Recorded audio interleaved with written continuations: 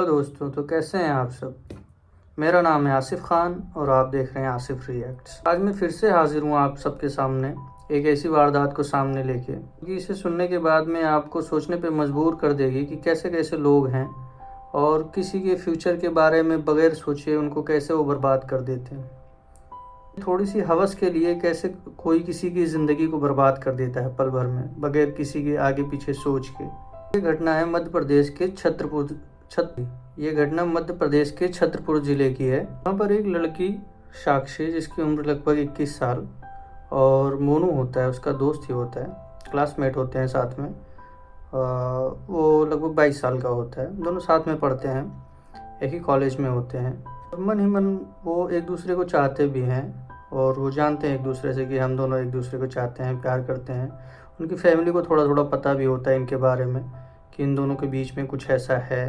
पर उन दोनों की जाति जो होती है अलग होती है, जिसके कारण वो अपने प्रेम प्रसंग को सामने किसी के बता नहीं पाते, अपनी फैमिली को शेयर नहीं कर पाते हैं। जैसे करके टाइम गुजरता है, दिन बीतते हैं, तो दोनों के मन में ख्याल आता है कि क्यों ना हम कहीं चल के बाहर मिलते हैं।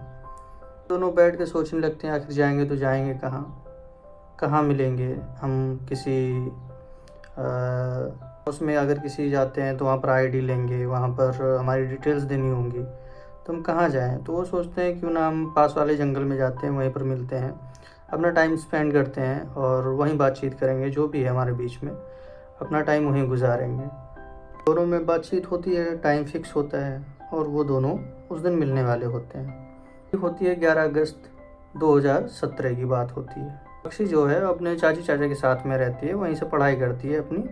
और उस दिन वो जब निकलती है कॉलेज के लिए तो फिर अपनी चाची से कहती है, चाची आज मुझे लेट हो जाएगा तो आप मेरा इंतज़ार मत करिएगा, मैं खुद चल के आ जाऊंगी, परेशान मत होइएगा। तो उसके बाद में वो दोनों जाते हैं, साथ में मिलते हैं। धीरे धीरे उनके करीबियाँ बढ़ती हैं, पास में होते हैं। उसके बाद में वो जंगल में होते हैं। वो दोनों इतने करीब हो जाते हैं कि एक दूसरे में मगन हो जाते हैं, भूल जाते हैं अपने आसपास की क्या है क्या नहीं है, वो सब कुछ भूल जाते हैं। और इतने में ही एक बंदा उधर से गुज़र रहा होता है, जंगल से वहाँ से गुज़र रहा होता है। वो इन लोगों को देख लेता है। तो जब देखता है ये लोग ऐसी आपत्तिजनक हालत में हैं, तो उसके बाद में वो धीरे से छुप के देखता है। फिर कुछ टाइम देखने के बाद में वो भागता है, वहाँ से भाग के जाता है। तो एक बंदे से बताता है जहाँ उसे जाना होता है, वो कहीं जा रहा था रास्ते से। तो फिर जब वहाँ वो पहुँचता है, सबसे पहले उस बंदे को बताता है कि मैंने इस जंगल में ऐसे ऐसे एक लड़के को देखा हुआ है। तो जिस बंदे को बताता है वो आनन फानन में कुछ नहीं बोलता है, तुरंत वहाँ से उठता है, डंडे लेता है, एक डंडा उसको देता है, एक अपना लेता है और वहाँ से फिर प्रोटेक्शन कुछ लेता है और वहाँ से निकल लेता है। ठीक है, वहाँ से जाके वो जैसे ही देखता है ऐसे हालत में उन दोनों को, कुछ नहीं बोलता है, लड़के के सर पे इतनी ज़ोर से मारता है कि वहीं वो बेहोश हो जाता है, तुरंत गिर जाता है। जब लड़की देखती है तो उसे कुछ नहीं समझ में आता है कि हो क्या रहा है, अचानक से ऐसा क्या हो गया और ये लोग क्यों हमें मार रहे हैं। फिर वो लड़की को जब होश आता है तो उसको एक पकड़ लेता है, बोलता है कुछ नहीं बोलना, अगर तुम बोलोगे तो तुम्हें जान से मार देंगे। और लड़की को फोर्स किया जाता है कि जो हम कह रहे हैं जैसा वैसा तुम्हें करना होगा। लड़की बहुत डरी हुई होती है, उसके साथ में कोई नहीं होता। वो लड़का जो होता है बेचारा, वो भी इस हालत में नहीं होता कि कुछ कर पाए, कुछ भी उसका बचाव कर पाए, उसे बचा सके।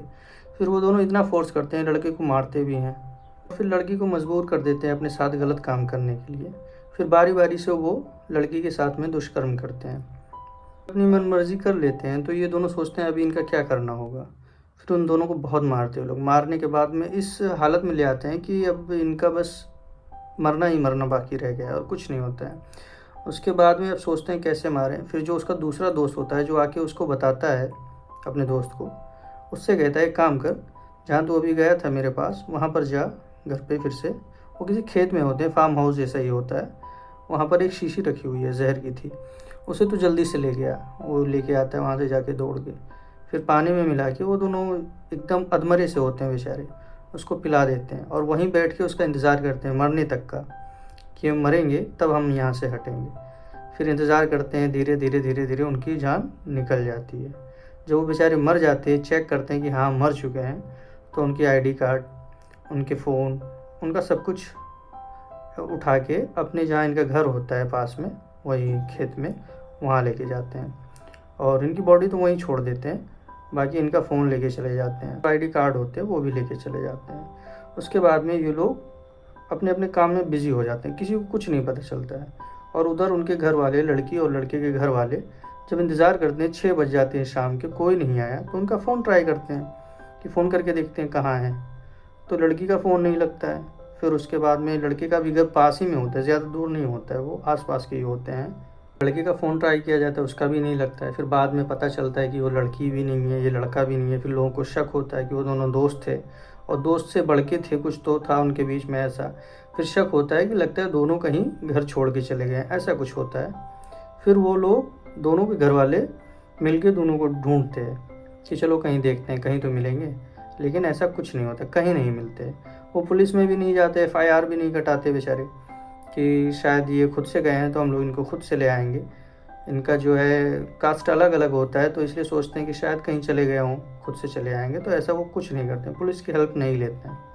लेकिन काफ़ी टाइम जब बीत जाता है, लगभग 14 दिन बाद, उसी रास्ते से, उसी जंगल से होते हुए एक बंदा जाता है, किसान होता है, उधर से गुज़र रहा होता है। तो वो क्या देखता है कि एक कुत्ता जो है, उसके मुंह में एक इंसानी हाथ के जैसा सड़ा हुआ, गला हुआ, क्योंकि 14 दिन बीत चुके थे। 25 अगस्त 2017 को हो जाती है ये बात। फिर वो उधर से निकल रहा है, तो जब कुत्ता उसके पास से गुजरता है तो उसे कंफर्म हो जाता है कि हाँ, किसी इंसान का हाथ है। वो देखते ही डर जाता है, फिर पुलिस को फ़ोन करता है। जब वहाँ पुलिस पहुँचती है तो फिर वो जांच पड़ताल करना शुरू कर देती है, और जगह पे मतलब चीज़ें ढूंढना शुरू कर देती है। कहीं उसके हाथ मिलते हैं, कहीं और हड्डियाँ मिलती हैं, कहीं सर मिलता है, ऐसे ऐसे करके थोड़ा थोड़ा मिलता है। पुलिस उसे इकट्ठा करती जाती है, लेकिन पुलिस को कुछ ऐसा नहीं मिलता है कि जिससे उनकी पहचान हो सके कि ये लड़की है, लड़का है, या कौन है, या किसी की मिसिंग कंप्लेन आई है कहीं से, कुछ नहीं पता होता, क्योंकि घर वालों ने किया ही नहीं था। फिर जब वो बात धीरे धीरे फैलती है इलाके में, तो जो पेरेंट्स होते हैं लड़की और लड़के के, वहाँ तक भी बात पहुँचती है कि वो लड़के अभी तक मिले नहीं हैं, और हो सकता है कि ये आपके बच्चे हों, तो क्यों ना एक बार आप जाके वहाँ पर पता करें। तो फैमिली वाले जो होते हैं वो आते हैं पुलिस वाले के पास, मिलते हैं, वहाँ से बात करते हैं, तो हुलिया और हर एक चीज़ बताते हैं। तो जो उन्हें कपड़े मिले थे, जो उनकी चप्पल मिली थी, सैंडल मिली थी, उनसे पता लगता है कि हाँ, ये वही हैं। जो दोनों के फ़ोन नंबर थे, फ़ोन नंबर की डिटेल्स जो होती हैं वो चेक की जाती हैं, दोनों स्विच ऑफ आते हैं फिर भी। फिर उसके बाद में फ़ोन नंबर तो बंद ही आता है, लेकिन कुछ दिन बाद पुलिस उस पर नज़र रखती है, नंबर पे कभी तो चालू होगा, क्या होगा। कुछ दिन बाद एक नंबर चालू होता है, उन लड़की और लड़के में से एक नंबर चालू होता है। फिर जब नंबर चालू होता है, पुलिस उस पर कुछ नहीं करती है। काफ़ी दिन बाद जब उनसे पूछती है, उस पर कॉल करके उसे बुलाती है, तो वो कहता है नंबर मेरे दोस्त ने दिया था, ये फ़ोन ही मेरे दोस्त ने दिया था। तो फिर वो कहता है ठीक है, कौन है तुम्हारा दोस्त? कहता है मेरा दोस्त देवेंद्र है, उसने ये फ़ोन मुझे दिया था। तो देवेंद्र को फटाक से पुलिस पकड़ती है, बोलती है क्या हुआ? बोला नहीं, ये फ़ोन मुझे जंगल में मिला था, मैं इधर से जा रहा था, फिर ये फ़ोन मुझे जंगल में मिला था, और इसके बारे में और कुछ मैं नहीं जानता। पुलिस भी यकीन कर लेती है कि शायद हाँ, ये कुछ नहीं जानता है, जिससे और चीज़ें मिली हैं जंगल में, वैसे इसको फ़ोन भी मिल गया होगा, फ़ोन हर कोई उठा लेगा, यूज़ करेगा। तो वो खुद नहीं यूज़ किया, अपने दोस्त को दे दिया। पुलिस को उस पर शक होता है, लेकिन पुलिस उसे छोड़ देती है कि उसे लगे कि हमें इस पर शक नहीं है, उसको छोड़ देती है, बोलते ठीक है तुम जाओ यहाँ से। और उसी बॉडी के पास में इर्द गिर्द में 2 प्रोटेक्शन मिलते हैं उसे, जो यूज्ड होते हैं, इस्तेमाल किए गए प्रोटेक्शन होते हैं। उसको फोरेंसिक लैब में भेजा जाता है कि इसको चेक कराओ। उसका सैंपल निकलवाते हैं, और जो फ़ोन मिलता है जिसको, उसको और उसके दोस्त को, उस पर भी शक होता है। तो उन दोनों का सैंपल लेके, और जो प्रोटेक्शन में मिला था उसका सैंपल लेके फिर लैब में भेजते हैं, दोनों मैच हो जाता है। फिर पुलिस उनसे अपने तरीके से तहकीकात करना शुरू करती है। पुलिस बहुत ही अच्छे से उनकी खातिरदारी करती है। फिर वो धीरे धीरे कबूलना शुरू करते हैं कि हाँ, हमने इनको ऐसे देखा था, फिर हमने ऐसे इनके साथ में ऐसा किया, इनके साथ में फिर इनको जहर दे के मार दिया गया। जब सारी चीज़ें क्लियर हो जाती हैं, फिर पुलिस उनको कोर्ट लेके जाती है। कोर्ट में फिर उनको सज़ा दी जाती है। 2022 में उनको सज़ा मिलती है।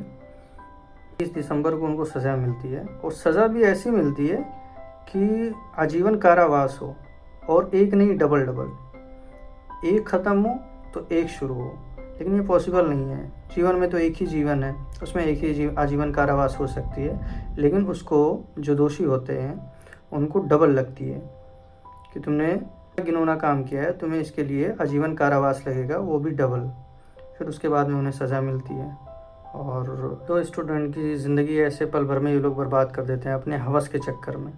तो इंसान कितना गिर जाता है, ना आगे का सोचता है ना पीछे का, ना सामने वाले का सोचता है। उन्हें क्या पता होता है कि इसकी सज़ा क्या मिलेगी, ज़िंदगी से हाथ धोना पड़ेगा। अगर काश उन्हें ऐसा पता होता तो ये सब ना करते, लेकिन उनकी मत मारी गई थी जो इतना बड़ा कदम उठाए, अपनी ज़िंदगी ख़राब की है, सामने वाले की ज़िंदगी ख़राब की है। फ़िलहाल ऐसी चीज़ों में, ऐसे हरकत करने वालों के साथ कठोर सी कठोर सज़ा देनी चाहिए, बहुत ज़रूरी है इसके लिए। बाकी मिलते हैं नेक्स्ट वीडियो में, अपना ख्याल रखिए, धन्यवाद।